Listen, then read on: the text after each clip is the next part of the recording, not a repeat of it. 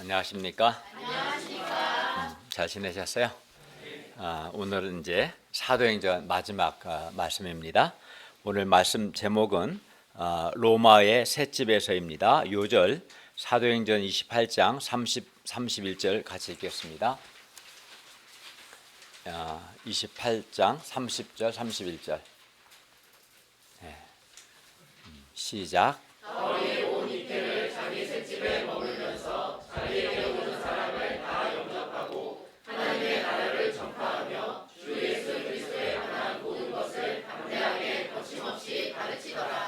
은혜로우신 주님, 우리가 살아계신 성부 하나님, 성자 하나님, 성령 하나님께 예배드릴 수 있도록 은혜 주심을 감사합니다. 이 시간 하나님께 대한 경외심을 가지고 또 하나님의 은혜를 사모하는 마음으로 하나님을 예배하게 해주시고 우리가 드린 예배가 하나님을 기쁘시게 하기를 기도합니다. 또 한 주간에 우리의 많은 죄와 허물을 예수님의 피로 용서해 주시고 하나님의 말씀으로 우리의 마음을 새롭게 해주시고 우리에게 영적인 양식을 주시옵소서. 예수님의 이름으로 기도하였습니다. 아멘. 오늘 본문은 사도행전의 마지막 말씀입니다. 오늘 말씀은 하나님께서 예수님을 증거하는 바울과 어떻게 함께 하셨고 바울은 또 죄수의 몸으로 로마에서 어떻게 예수님을 증거했는가에 관한 말씀입니다. 오늘 말씀을 통해서 신자로서 우리의 믿음과 우리의 소망이 올바른가 점검해보고 또 우리가 힘써야 할 것이 무엇인가 배울 수 있기를 기도합니다. 제1장 멜리데 섬에서 아비오 광장까지 1절에서 15절 말씀입니다. 오늘은 또 앞부분은 지도를 좀 보시면 좋을 것 같아요. 1, 2절 보십시오. 바울 일행이 구조된 그 섬은 멜리데, 오늘날 몰타 섬입니다. 보이죠? 예. 배에서 탈출하느라고 사람들이 모두 옷이 다 젖었습니다. 게다가 지금처럼 이제 겨울을 재촉하는 비가 오고 날씨도 매우 추웠습니다. 그러나 감사하게도 원주민들 여기 멜리데 섬의 원주민들이 바울 일행에게 특별한 동정을 하여 불을 피워 바울 일행을 다 영접했습니다. 3절에서 5절을 보십시오. 바울이 나무 한 묶음을 거두어 불에 넣으니 뜨거움으로 말미암아 독사가 나와 바울의 손을 물고 있었습니다. 원주민들이 이 짐승이 바울의 손에 매달려 있음을 보고 서로 말합니다. 4절을 보십시오. 진실로 이 사람은 살인한 자로다. 바다에서는 구조를 받았으나 공의가 그를 살지 못하게 함이로다. 사람들은 바울이 바다에서는 구사일생으로 살아왔으나 끝내 독사에게 물려 죽게 된 것은 필경 그가 살인자이기 때문이라고 생각했습니다. 원주민들은 바울이 독사에 물렸기 때문에 곧 붙거나 물린 자국이 붙거나 갑자기 쓰러져 죽을 것이라고 생각했습니다. 그들이 이렇게 확신한 것을 보면 그 독사는 강한 맹독을 가진 뱀이었을 겁니다. 그러나 바울이 그 짐승을 불에 떨어버림에 조금도 상함이 없었습니다. 왜 그렇게 됐을까요? 이는 하나님께서 바울을 보호해 주셨기 때문입니다. 바울은 독사에 물렸는데도 두려워하거나 당황하지 않았습니다. 그냥 물으니까 탁 털어버리고 말았어요. 먼지 털어내듯이 독사가 물고 있는데 그냥 털고 말아버렸어요. 아주 담대했습니다. 이는 바울이 사도행전 23장 11절에서 네가 예루살렘에서 나의 일을 증언한 것 같이 로마에서도 나의 일을 증언하여야 하리라 하신 말씀과 또 사도행전 27장 24절 네가 가이사 앞에 서야 하리라 하신 하나님의 말씀을 믿었기 때문입니다. 그러니까 바울은 하나님의 말씀을 믿었고 그래서 바울은 로마에서도 예수님의 일을 증언해야 하고 가이사 앞에서도 예수님을 증언해야 돼요. 그러면은 로마에 가기 전까지는 죽으면 안 돼, 안 되죠. 그러니까 바울은 하나님의 말씀을 믿었어요. 그가 하나님의 말씀처럼 로마에서도 가이사 앞에서도 예수님을 증거할 것을 믿었고 그래서 그가 죽지 않을 것을 믿었습니다. 하나님의 말씀을 믿지 않는 사람은 작은 일 앞에서도 두려워하고 염려하고 안절부절 못합니다. 잘못되지 않을까 이제 이런 생각 많이 하죠. 그러나 하나님의 말씀을 믿는 사람은 큰 일 앞에서도 두려워하지 않고 담대합니다. 6, 7절을 보십시오. 그들은 바울이 붙든지 혹은 갑자기 쓰러져 죽을 줄로 기다렸다가 오래 기다려도 그에게 아무 이상이 없음을 보고 돌이켜 생각하여 말합니다. 이 사람은 신이다. 그리고 이것이 계기가 되어 멜리데 섬에서 가장 높은 사람 보블리오가 바울 일행을 영접하여 사흘이나 친절히 머물게 했습니다. 8절부터 10절을 보십시오. 그때 보블리오의 부친이 열병과 이질에 걸려 누워있거늘 정확하게 이렇게 병명하죠. 왜냐하면 사도행전을 기록한 누가는 의사였어요. 그래서 이 기록이 아주 정확하죠. 진단을 한 거죠. 열병과 이질에 걸려 누워 있었기 때문에 누워 있거늘 바울이 들어가서 기도하고 보블리오의 부친에게 안수하여 낫게 했습니다. 그러자 섬 가운데 다른 병든 사람들이 와서 고침을 받고 후한 예로 바울 일행을 대접하고 떠날 때 바울 일행이 쓸 것을 배에 실었습니다. 바울 한 사람으로 인해서 우리가 알고 있는 것처럼 276명이 멜리데 섬에 안전하게 상륙할 수 있었고 또 276명의 난민들이 3개월 동안 후한 대접을 받으면서 멜리데 섬에서 겨울을 날 수 있었고 뿐만 아니라 떠날 때는 바울 일행이 항해하는 과정에서 쓸 것을 공급받을 수 있었습니다. 바울은 신분은 지금 죄수잖아요. 신분상은 죄수였지만 실제로는 그 276명의 목자였고 또 멜리데 사람들의 목자였고 지도자 역할을 했습니다. 바울로 인해서 그들은 안전했고 또 후한 대접을 받을 수 있었습니다. 바울 때문에 그들은 로마로 가는 항해를 다시 시작할 수 있었습니다. 바울은 그들 가운데서 그야말로 살아계신 하나님의 복의 통로였습니다. 그러니까 바울을 통해서 하나님께서 그들에게 복을 주신 거죠. 바울은 하나님께 순종하여 로마에서도 주 예수를 전하기 위해 비록 죄수의 몸으로라도 로마에 가고자 했고 하나님께서는 이러한 바울과 함께 하셨습니다. 그리고 이렇게 하나님께서 함께 하시는 사람은 복의 통로가 됩니다. 네. 그러므로 우리가 먼저는 우리 자신이 하나님께 순종함으로 하나님께서 함께 하시는 사람이 되고 다음으로 우리도 사람들에게 복의 통로가 될 수 있기를 바랍니다. 여러분은 이 상에서 사도 바울이 독사에 물린 것을 어떻게 생각합니까? 사람들 가운데는 바울이 정말 재수가 없다 이렇게 생각하는 사람도 있을 겁니다. 왜냐하면 바다에서 유라굴로를 만나 14일 동안이나 죽을 고생을 하다가 겨우 이제 구조가 되었는데 이번에는 독사에 물렸기 때문입니다. 정말 재수 없다 이렇게 생각하는 사람도 있을 겁니다. 또는 어떤 사람은 이제 불신자는 주로 그렇게 생각하겠죠. 어떤 사람은 바울이 독사에 물린 것은 죄의 결과, 그가 뭔가 잘못한 것이 있기 때문이다라고 생각합니다.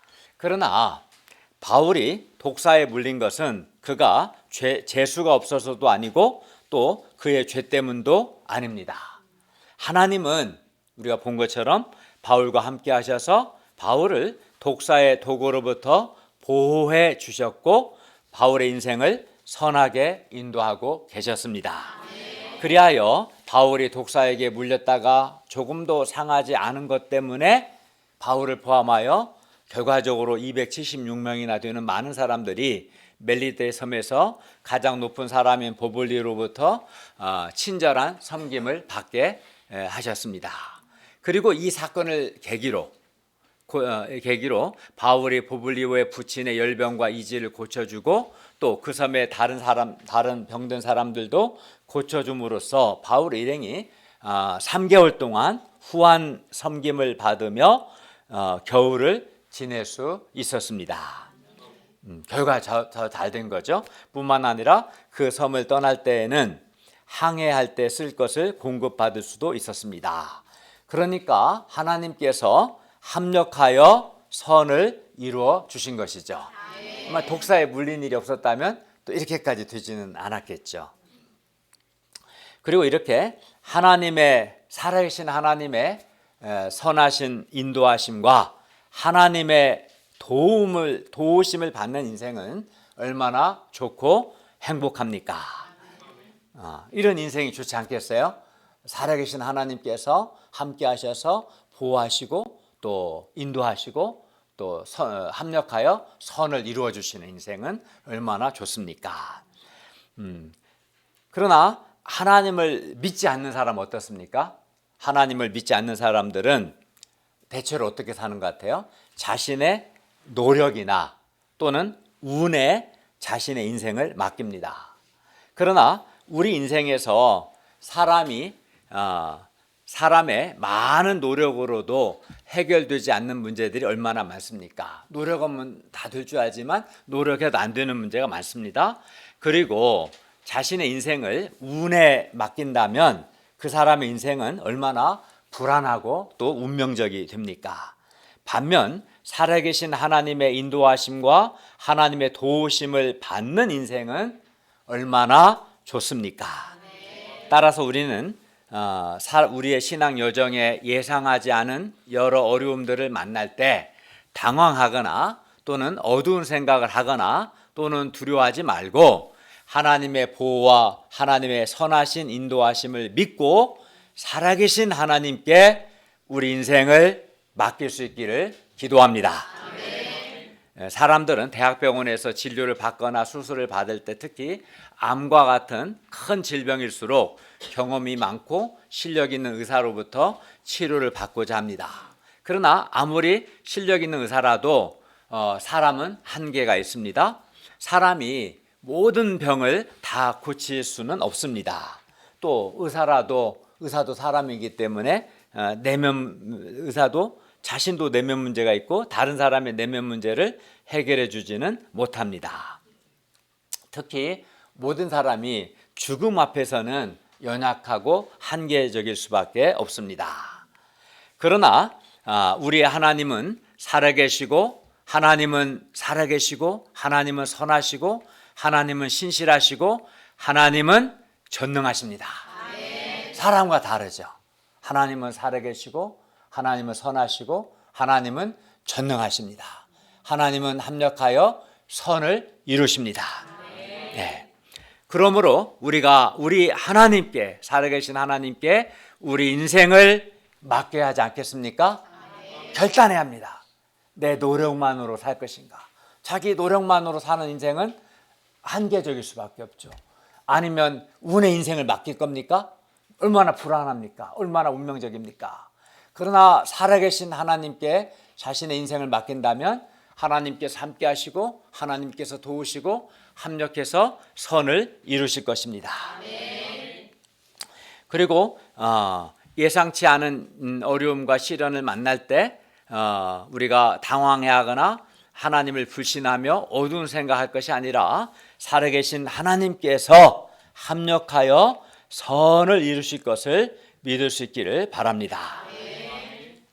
우리가 믿음으로 산다고 해서 우리에게 어려움이 없는 것이 아닙니다. 바울이 하나님께 순종하여 로마에 가기 위해 이제 배에 탔죠. 근데 그 과정에서 바다에서 바울은 유라굴로를 만나서 거의 14일 동안이나 거의 죽음 직전까지 갔죠. 또 육지에 겨우 도착했는데 육지에서 독사에 물렸어요. 이와 같이 우리도 우리 인생에서 여러 어려움들을 만날 수 있습니다. 하나님을 믿는다고 해서 어려움이 없는 게 아닌 겁니다. 그러나 우리가 우리 하나님께서 우리를 보호하시고 우리 인생을 합력하여 선을 이루실 것을 믿을 수 있기를 기도합니다. 그리하여 우리 인생을 운이나 무당과 같은 자들이 아닌 살아계신 하나님께 맡길 수 있기를 기도합니다. 11절과 12절 보십시오. 석 달 후에 바울 일행은 그 섬에서 겨울을 난 알렉산드리아 배를 타고 떠나 지도를 보시면 이제 멜리데에서 수라구사 보이죠? 수라구사에 대고 거기에서 사흘을 있었습니다. 수라구사는 멜리데 섬으로부터 약 150km 떨어진 오늘날 시칠리아 섬의 중요한 항구였습니다. 13, 14절을 보십시오. 거기 수라구사에서 둘러가서 레기온, 지도를 보시면 레기온에 이르러 하루를 지낸 후 남풍이 일어나므로 이튿날 레기온에서 340km 북쪽에 있는 보디올에 이르렀습니다. 네, 여기까지 보시면 남풍이 불었기 때문에 이틀 만에 주파할 수 있었습니다. 남쪽에서 바람이 불어주니까 굉장히 빨리 갈 수 있었던 거죠. 보디올에 도착함으로써 바울은 이제 보디올에서부터는 걸어서 이동하는 거거든요. 그래서 보디올에 도착함으로써 바울은 긴 해상 여행을 끝내고 로마를 이제 목전에 두게 되었습니다. 이제 로마까지는 육로로 불과 220km밖에 남지 않았습니다. 14절을 보십시오. 거기서 형제들을 만나 그들의 청함을 받아 이레를 함께 머물고 로마로 갔습니다. 아마도 이제 여기서부터는 이제 걸어서 이동을 해야 하기 때문에 어떻게 보면 배 타면은 뭐 안 걸어도 되잖아요. 여기서부터 걸어서 이동해야 하기 때문에 일주일 동안 쉼을 갖게 해줬던 것 같아요. 누가복음 사도행전을 보면 누가가 굉장히 정확하게 구체적으로 당시 그 갇힌 일행이었기 때문에 기록했다는 것을 우리가 알 수 있습니다. 바울은 이때 비록 죄수의 몸이긴 하지만 그토록 원했던 로마에 오게 되어 매우 감격했을 겁니다. 15절을 보십시오. 그곳 형제들 곧 로마 교회 신자들이 바울 일행의 소식을 듣고 지도를 보시면 아비오 광장과 여기 지도는 표시 안 돼 있는데 바로 그 위에 있는 그 트레이스 타베르네까지 맞으러 왔습니다. 라틴어로 트레이스는 셋이란 3이라는 뜻이거든요. 그리고 타베르네는 여관입니다. 그러니까 새 여관, 아마 거기에 새 여관이 있었던 것 같아요. 거기까지 맞으러 왔습니다. 아비오 광장은 로마로부터 65km 떨어진 아비아 대로상에 있었습니다. 이 도로는 로마로 향하는 길 가운데 가장 오래되고 완벽한 도로 중 하나였습니다. 그리고 이 도로는 로마 장군들이 전쟁에서 승리하고 개선에 입성을 할 때 군중들이 열렬하게 환영하며 맞이하던 바로 그 길이었어요. 바울은 비록 죄수의 몸으로 그 길을 걷고 있지만 사실상 그 길은 복음으로 로마를 정복하기 위한 영광의 길이었습니다. 실제로 나중에 로마는 복음으로 정복이 되죠. 트레스 타베르네는 로마로부터 약 50km 떨어져 있었어요. 그러니까 이제 트레스 타베르네가 있고 그 좀 더 15km 더 와서 아비오 광장이 있었던 거죠. 성도들은 이 트레스 타베르네 이곳에 숙소를 잡고 거기서 한 15km 더 걸어서 바울 일행을 아비오 광장까지 맞으러 나왔던 것입니다. 사실 이건 쉬운 게 아니죠. 그러니까 이들은 바울을 맞이하러, 당시에는 뭐 기차도 지하철도 버스도 없잖아요. 자전거, 따릉이도 없잖아요. 근데 걸어서 50km 걸어가서 여관에 이제 숙소를 잡고 다시 15km 또 걸어서 바울을 맞으러 간 거예요. 바울이 오고 있다는 소식을 듣고 그렇게 한 거예요. 로마 당시의 성도들은 바울을 왕이나 장군보다 더 뜨겁고 열렬하게 환영했을 것입니다. 바울이 그들고 로마 교회 형제들을 보고 하나님께 감사하고 담대한 마음을 얻었습니다. 바울은 그동안 로마 성도들을 보고자 했으나 여러 가지 이유로 로마에 올 수가 없었습니다. 그런데 드디어 그들을 이제 만나게 되었으니 그 감격이 어떻겠습니까? 게다가 로마 교회 성도들이 아피오 광장까지 65km나 걸어와서 바울을 따뜻하게 영접했기 때문에 바울은 낯선 로마에서 담대한 마음을 얻었습니다. 바울은 로마에 처음 갔는데 로마 교회 신자들이 그 65km나 걸어와서 바울을 영접했을 때 어떻게 했어요? 아마 이때 바울은 큰 위로와 힘을 얻었을 겁니다. 그래서 그는 하나님께 감사했습니다. 이렇게 믿음의 동역자들의 따뜻한 영접은 우리로 하여금 담대한 마음을 얻게 하고 위로가 됩니다. 그러므로 우리가 우리 교회 공동체와 또 우리가 파송한 선교사님들 뿐만 아니라 다른 신자들까지도 그들이 담대한 마음을 얻기까지 우리가 따뜻하게 영접할 수 있기를 바랍니다. 이상에서 바울 일행이 로마로 오는 과정에서 많은 어려움이 있었습니다. 유라굴로라는 광풍을 만나서 구원의 여망마저 없어지기도 했고, 또 배에서도 죽음의 위기도 있었고, 육지에 도착해서는 독사에 물리기도 했습니다. 그러나 하나님께서 바울과 함께 하셨고 바울을 보호해 주셨고 바울을 도와주셨습니다. 그리고 이제는 로마 교회 신자들을 바울에게 보내서 바울을 위로해 주셨습니다. 이를 통해 볼 때 우리는 하나님께서 예수님의 증인들과 함께 하셔서 보호하시고 도우시고 위로하심을 알 수 있습니다.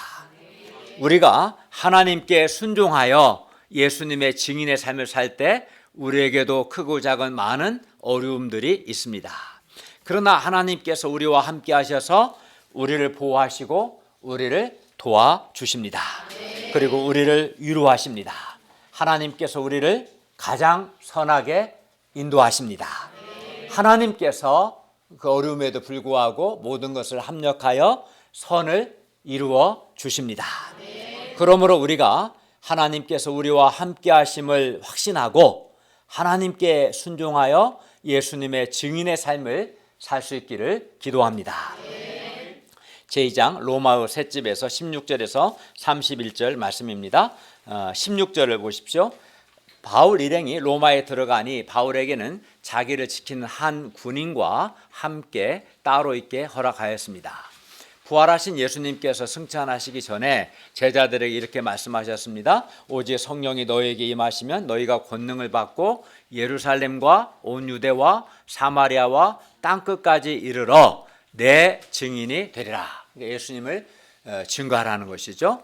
부활하신 예수님께서 전에 바울에게 또 이렇게 말씀하셨습니다. 23장 11절에서 네가 예루살렘에서 나의 일을 증언한 것 같이 로마에서도 증언하여야 하리라. 그렇습니다. 바울이 로마에 오게 된 것은 관광하러 온 것이 아니라 그는 하나님께 순종해서 예수님을 증거하기 위해 온 것입니다. 그러면 바울이 로마에서 죄수의 몸으로 어떻게 예수님의 증거 사역을 또 증인의 사명을 감당합니까? 17절에서 19절을 보십시오. 사흘 후에 바울이 유대인 중 높은 사람들을 청합니다. 물론 여기 유대인들은 그리스도인들이 아니었습니다. 아비오 광장까지 온 유대인들은 로마 교회 예수 믿는 신자들이었다면 여기 17절의 유대인들은 아마도 그냥 예수 믿지 않는 유대인들이었던 것 같아요. 유대인 지도자들이었습니다. 바울은 유대인 지도자들이 모인 후에 말합니다. 17절 하반절에서 19절을 보십시오. 여러분 형제들아 내가 이스라엘 백성이나 우리 조상의 관습을 배척한 일이 없는데 예루살렘에서 로마인의 손에 죄수로 내준 바 되었으니 로마인은 나를 신문하여 죽일 죄목이 없으므로 석방하려 하였으나 유대인들이 반대하기로 유대인들이 여기서 반대했다는 것은 나를 죽이려고 했다는 거죠. 그래서 내가 마지못해 가이사에게 상소하며 내 민족을 고발하라는 것이 아니니라. 바울은 자신이 자기 동족인 유대인에 대하여 좋지 않은 감정을 갖고 있지 않다라는 것을 강조했습니다. 바울은 이제 그들을 초청한 목적을 말합니다.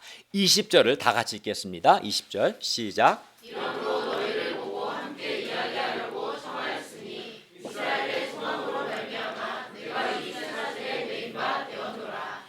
여기서 이스라엘의 소망은 부활의 소망을 가리킵니다. 이스라엘은 죽음으로 모든 것이 끝나지 않고 죽은 후에는 하나님의 최후 심판이 있고 또 부활한다는 소망이 있었습니다. 그리고 바울도 바로 이 부활의 소망이 있었습니다. 죽음으로 끝나지 않고 죽은 후에 하나님의 심판과 부활이 있다는 소망이 있었던 거죠.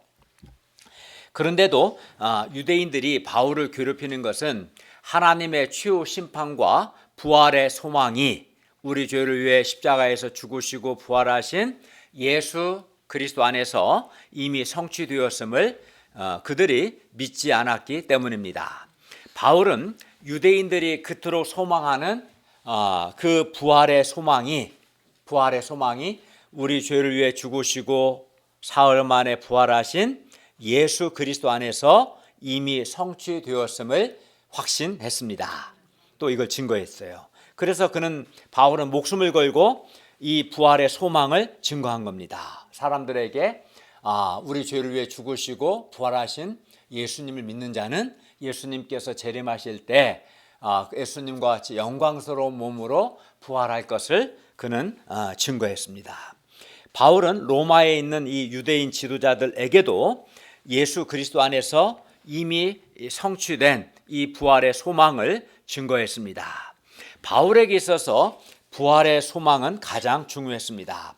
바울은 다메섹으로 가는 길에서 부활하신 예수님을 만났고 그리하여 그는 죄 용서를 받고 예수님의 죽으심과 부활을 통해서 죽은 자의 소망 곧 부활의 소망이 성취되었음을 확신할 수 있었습니다. 바울에게 당신의 인생에서 가장 중요한 사건이 뭡니까? 이렇게 묻는다면 아마 틀림없이 바울은 그가 다메섹으로 가는 길에서 부활하신 예수님을 만난 사건, 이것이 제 인생에서 가장 중요한 사건이었습니다. 그 사건을 계기로 제 인생이 완전히 바뀌었습니다 라고 그는 말할 겁니다. 바울이 많은 고난과 박해를 받으면서도 주 예수를 증거한 것은 그가 확신 있게 그 사람이 많은 고난받고 박해받으면 이렇게 피하고 싶고 힘들잖아요. 근데도 불구하고 바울이 많은 고난과 박해에도 불구하고 주 예수를 증거한 것은 주 예수를 믿는 자들도 예수님께서 재림하실 때 영광스러운 몸으로 부활할 것이라는 확신과 부활의 소망이 있었기 때문입니다. 그러니까 바울에게 있어서 그가 다메섹으로 가는 길에서 부활하신 예수님 만난 사건은 아주 결정적으로 중요한 사건인 거죠. 이걸 계기로 이 예수님께서 우리 죄를 위해 죽으시고 다시 살아났다는 것과 이 예수님이 하나님이시라는 것과 이 예수님께서 다시 오시고 예수를 믿는 사람들은 예수님께서 다시 오실 때 예수님과 같이 영광스러운 몸으로 부활할 것이라는 확신을 갖게 된 거죠. 그래서 그때부터 이 예수님을 증거하는 삶을 살게 된 것입니다. 바울은 부활의 소망 가운데 예수님을 증거하는 삶을 살았고 이 과정에서 그는 많은 수고를 했고 또 많은 고난과 많은 박해를 받았습니다. 그러나 조금도 그는 슬픈 생각이나 힘든 생각이 없었습니다. 어두운 생각하지 않았어요. 왜 그랬을까요? 그는 많은 어려움을 겪었는데도 왜 조금도 어두운 생각, 피곤한 생각, 힘든 생각을 하지 않았어요? 왜 그럴까요? 왜냐하면 영광스러운 몸의 부활을 통해서 모든 것이 그의 모든 수고가 다 보상되기 때문입니다. 그는 정말 부활하신 예수님 만났고 예수님 안에서 부활의 소망을 가졌어요. 썩지 않고 강하고 영광스러운 몸으로 다시 살게 될 그 소망을 가졌고 또 이 소망이 진정한 가장 최고의 소망이라는 확신을 갖게 된 거죠.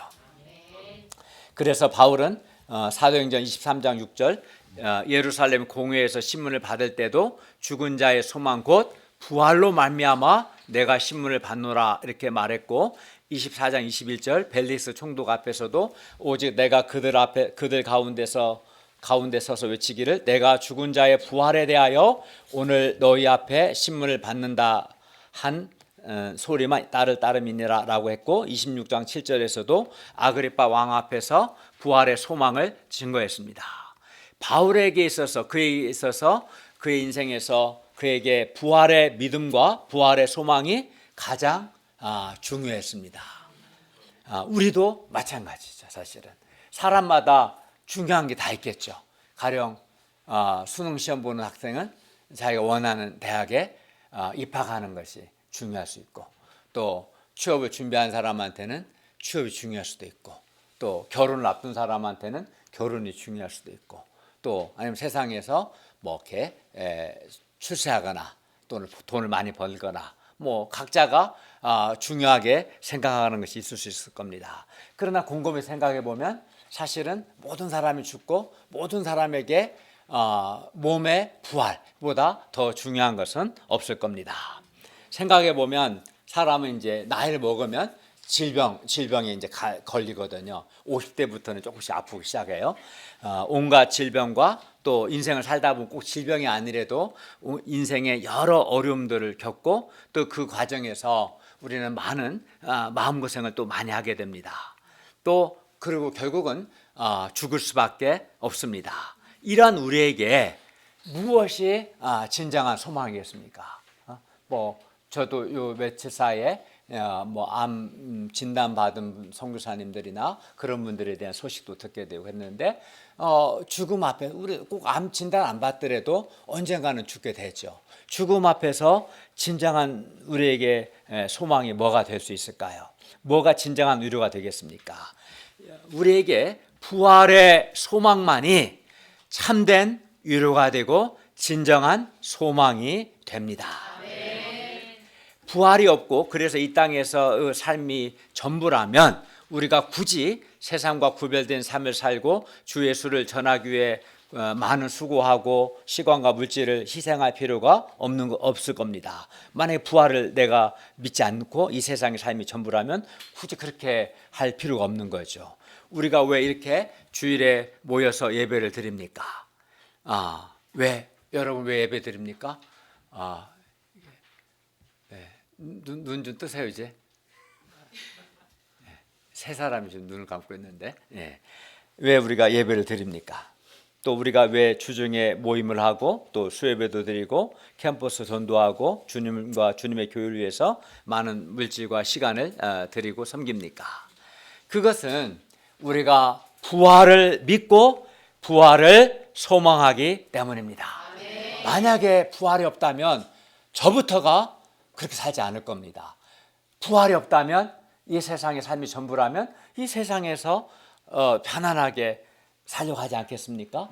그러나 예수님의 재림이 있고 하나님의 심판이 있고 부활이 있기 때문에 영광스러운 부활의 몸이 나의 모든 것을 주님을 위한 모든 수고를 보상하고도 남기 때문에 몸의 부활이 궁극적인 진정한 위로가 되고 소망이 되기 때문에 주님을 위해서 기쁨으로 사는 것이죠. 이렇게 부활의 믿음과 소망이 없다면 그 사람 만약에 여러분 중에 부활을 믿지 않고 부활에 대한 소망이 없다면 그 사람은 예수님을 헛되이 믿는 겁니다. 요즘식으로 말하면 가짜 뉴스 뭐 하는 것처럼 가짜 신자입니다. 부활을 믿지 않고 부활을 소망하지 않는다.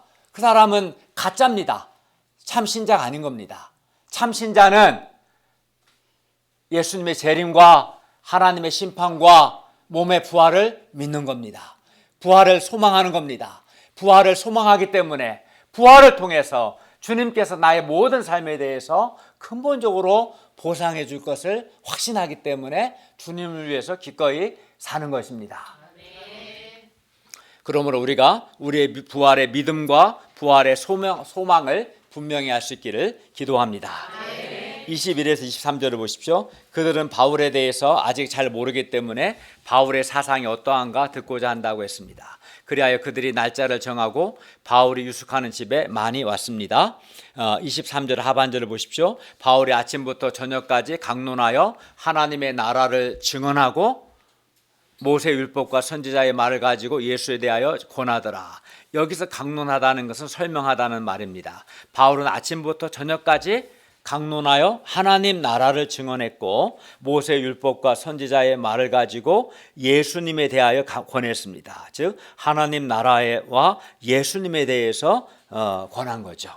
여기서 하나님의 나라라는 것은 하나님의 통치, 하나님의 다스림을 의미합니다. 즉 하나님께서 왕으로 다스리시는 것, 통치하시는 것이 하나님의 나라입니다. 물론 예수 믿는 사람들은 하나님의 백성입니다. 또 그리고 모세 율법과 선지자의 말은 구약 성경을 가리키는 표현입니다. 바울은 언제나 예수님의 십자가의 죽으심과 부활을 말할 때 구약 성경에 기초했습니다. 창세기 3장 15절부터 구약 성경은 장차 그리스도께서 오실 것과 그리스도께서 우리 죄를 위해 죽으시고 부활할 것을 예언했어요. 몇천 년 동안. 그 구약 성경에 기초해서 바울은 예수님의 구약 성경 말씀대로 예수님께서 우리 죄를 위해 죽으시고 부활하셨음을 증거한 겁니다. 그런데 이 하나님의 나라와 예수님의 십자가의 죽으심과 부활은 아주 밀접하게 연결되어 있습니다. 누가복음은 하나님의 나라, 즉 하나님의 통치가 예수님의 복음 선포와 병 고침과 귀신 축출을 통하여 점진적으로 도래했으며 예수님의 죽으심과 부활로 인해 결정적으로 하나님의 나라가 도래했음을 보여줍니다.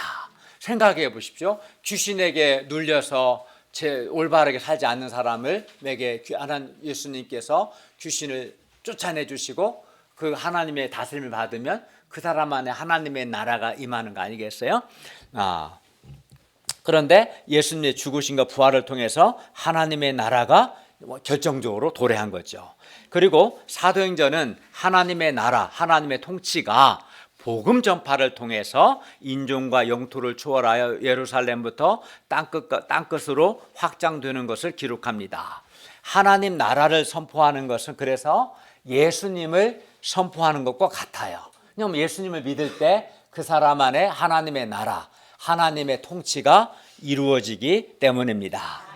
예수님이 구약의 모든 약속을 성취한 하나님의 아들 그리스도로서 우리 죄를 위해 죽으시고 부활하셨고 지금 하나님의 보호자 우편에서 주와 그리스도로 하늘에서 통치하고 계십니다. 세상에는 여러 나라가 세상 나라는 맞죠. 대한민국, 우리 가까이 일본, 북한, 중국, 대만, 필리핀, 인도네시아 많잖아요. 세상에는 여러 나라가 있지만 영적으로는 딱 두 나라밖에 없어요. 두 나라 어떤 나라겠어요? 하나님께서 다스리시는 하나님 나라와 사탄이 다스리는 사탄의 나라, 딱 두 나라만 있을 뿐입니다. 영적으로는. 그런데 하나님의 나라는 사람들이 예수님의 예수 그리스도의 십자가의 죽으심과 부활의 복음을 듣고 예수님을 영접할 때 하나님의 나라, 하나님의 통치가 이루어집니다. 그러므로 누구든지 지금 예수님의 십자가의 죽으심과 부활의 복음을 듣고 예수님을 주와 그리스도로 영접하면 그 사람에게 하나님의 나라가 임합니다. 예수님을 영접하면 그 사람에게 살아계신 하나님의 은혜로운 통치가 임합니다. 네. 하나님의 통치가 임하면 어떻게 되겠어요? 하나님의 통치가 임하면 마음이 밝아지고 마음에 평안이, 불안이 사라지고 불안이나 염려와 두려움이 사라지고 하나님이 주시는 평안이 임하게 되고 만족이 임하게 되고 기쁨이 임하게 되겠죠. 우리가 우리 죄를 위해 죽으시고 부활하셔서 지금 하늘에서 통치하고 계시는 예수님을 믿으면 우리의 모든 죄가 용서받습니다. 또 현재적으로 우리가 영생을 누리게 됩니다. 누구든지 예수님을 믿으면 그 마음에 하나님의 나라 곧 하나님의 통치가 임합니다. 그리고 하나님의 통치가 임하게 되면 어둠의 세력이 물러가고 하나님의 빛이 임하고 하나님의 통치가 임하면 죽음의 세력이 물러가고 하나님의 생명이 임합니다. 그러니까 하나님의 통치를 받는 사람은 그래서 그 마음에 어둠이 없고 죽음의 요소가 없고 내면이 밝고 내면에 영생이 있는 거죠. 반면 사람이 사탄의 다스림을 받으면 받을수록 어둠과 염려, 불안, 두려움이 가득합니다. 혹시 여러분 중에 마음에 끊임없는 염려와 불안과 두려움과 짜증과 분노와 원망과 불평과 그런 마음이 있는 사람이 있습니까? 있다면 그 사람은 지금 하나님의 통치를 받고 있지 않기 때문에 그렇습니다. 하나님의 통치를 안 받고 죄의 다스림을 받고 사탄의 자꾸 충동을 받기 때문에 그런 겁니다. 하나님의 통치를 받으면 그렇지 않습니다. 사람이 하나님의 나라, 하나님의 다스림을 받으면 받을수록 내면이 그것에 비례해서 내면이 밝아지고 기쁨과 평안을 누리게 되고 담대하게 됩니다. 그러면 우리가 어떻게 하겠습니까? 하나님의 통치를 받아야겠죠. 이를 위해서 우리가 우리 죄를 위해 죽으시고 십자가에서 죽으시고 부활하신 예수님을 영접하고 하나님의 통치를 받을 수 있기를 바랍니다. 24, 25절을 보십시오. 바울의 말을 믿는 사람도 있고 믿지 아니하는 사람도 있었습니다. 하나님의 말씀 앞에서 사람들의 반응은 옛날이나 지금이나 동서를 막론하고 언제나 두 가지입니다. 2000년 전에도 그랬고 지금도 그래요. 어떤 반응입니까? 하나님의 말씀을 믿는 사람과 믿지 않는 사람입니다. 믿는 사람에게는 하나님의 나라, 하나님의 은혜로운 통치가 임할 것이고 믿지 않는 사람에게는 사탄의 나라, 사탄의 통치가 임하는 겁니다. 그러면 믿지 않는 사람들이 왜 믿지 않는 것일까요? 25절에서 27절은 그들의 마음이 믿지 않는 것은 그들의 마음이 완악하기 때문임을 말씀합니다. 예수님을 믿지 않는 것은 마음의 문제입니다. 마음이 교만하고 마음이 완악하기 때문입니다. 그러니까 우리가 예수 그리스도의 복음을 전할 때 사람들이 믿지 않는 것도 그들의 마음이 교만하고 완악하기 때문입니다. 바울은 마음이 완악하여 믿지 않는 유대인들을 보며 어떻게 했습니까? 28절을 보십시오. 그런즉 하나님의 이 구원이 이방인에게로 보내어진 줄을 알라. 그들은 그것을 들으리라. 바울은 듣지 않는 유대인과 싸우지 않았습니다. 대신 예수 그리스도의 복음을 듣고 믿는 이방인에게로 향합니다. 지금도 예수 그리스도의 복음에 대해서 항상 믿는 사람과 믿지 않는 사람, 두 종류의 사람이 있습니다. 예수 그리스도의 복음을 믿으면 죄를 용서받고 현재 영생을 누리고 살아계신 하나님의 은혜로운 통치를 받습니다. 마음이 교만하고 완악해서 예수 그리스도의 복음을 거절하면 그 사람은 죄 용서가 없습니다. 영생이 없습니다. 하나님의 통치 대신 죄의 다스림, 사탄의 다스림을 받습니다. 따라서 우리가 어떻게 해야겠습니까? 지금도 예수 그리스도의 복음에 대해서 항상 믿는 사람과 믿지 않는 두 종류의 사람이 있습니다. 그리고 그들이 지금도 믿지 않는 것은 그들이 마음이 교만하고 마음이 완고하고 완악하기 때문입니다. 따라서 그들이 예수 그리스도의 복음을 받아들이지 않는 것은 100% 그들의 책임이지 예수님의 복음을 전하는 우리의 책임이거나 우리가 뭔가 잘못해서 그런 것이 아닙니다. 그러면 우리는 어떤 사람이 복음을 거부한다고 해서 실패감을 가지면 안 되고 복음을 영접하는 사람에게 복음을 전해야 합니다. 네. 하나님의 역사 방법은 그렇습니다. 하나님은 겸손한 자에게 은혜를 베푸십니다. 복음을 받아들이는 사람에게 은혜를 베푸십니다. 복음을 계속 거부하면 그래 냅두고 다른 사람에게 전합니다. 그러면 그 사람은 엄청난 불행하게 되는 거예요. 마음이 고집과 그 완악한 마음을 따라 그런 심판을 받을 겁니다. 겸손한 사람에게 복음을 받아들이는 사람에게 하나님이 복음을 전하시고 복음을 받아들이는 사람은 그가 어떤 죄를 지었을지라도 용서받고 형제 영생의 기쁨을 누리며 살아계신 하나님의 은혜로운 통치를 받고 살아계신 하나님의 보호와 돌보심을 받게 될 것입니다. 그럼 우리가 어떻게 해야겠습니까? 우리가 예수 그리스도의 복음을 영접하고 하나님께 순종함으로 하나님의 다스림을 받을 수 있기를 바랍니다. 30, 31절을 다 같이 읽겠습니다. 시작. 바울이 온 이틀을 자기 채찍을 머물면서 자기에게 오는 사람을 다 영접하고 하나님의 나라를 전파하며 주 예수 그리스도에 관한 모든 것을 여기서 셋집은 자기가 월세를 지불하고 얻은 집을 가리킵니다. 바울은 죄수이지만 제한적으로 자유가 허락되었기 때문에 이렇게 집을 세낼 수 있었습니다. 그리고 이 월세는 아마도 로마 교회와 빌립보 교회가 월세를 감당했을 겁니다. 바울이 이렇게 한 것은 좀 더 자유롭게 복음을 증거하기 위해서였습니다. 바울은 2년 동안 새 집에 있으면서 자기에게 오는 사람을 다 영접했습니다. 바울은 마음으로 한 사람 한 사람 다 영접하고 환영했습니다. 그래서 사람들이 아마 계속 왔을 겁니다. 바울은 이들에게 하나님 나라와 주 예수 그리스도에 관한 모든 것을 담대하게 거침없이 가르쳤습니다.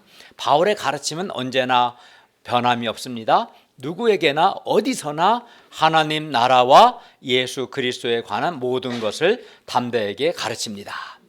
우리도 마찬가지입니다. 우리도 하나님 나라와 예수님에 대한 모든 것을 가르치는 거죠. 그리하여 누구든지 우리 죄를 위해서 우리를 대신하여 십자가에서 죽으시고 사흘 만에 부활하신 예수님을 믿으면 그 사람은 죄를 용서받고 영생을 얻고 하나님의 은혜로운 통치를 받습니다. 이걸 이제 전한 거죠. 그러니까 하나님 나라나 예수 그리스도에 관한 모든 것을 전한 것은 사실은 내용은 본질적으로 같은 거죠. 그죠? 이걸 전한 겁니다.